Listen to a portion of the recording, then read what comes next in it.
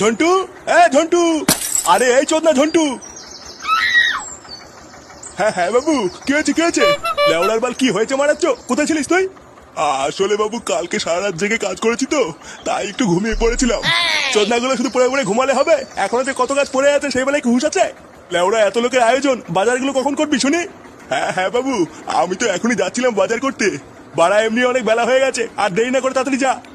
আচ্ছা বাবু। লেওড়া ঘরে একটা আড্ডা আমরা পটা থাকতে আমি আর একা একা কত দিক সামলাবো? ফুটো, এ ফুটো।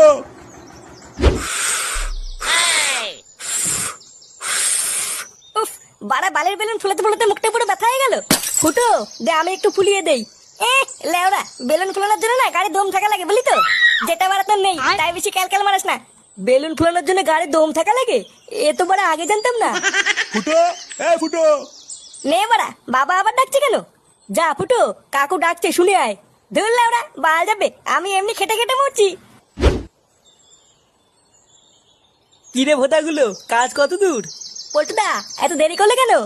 আর বলিস না, বাড়ির থেকে দুটো পান্তা ভাত খেয়ে আসলাম। এ লেওড়া ফটকে কোথায় রে? ফটকে?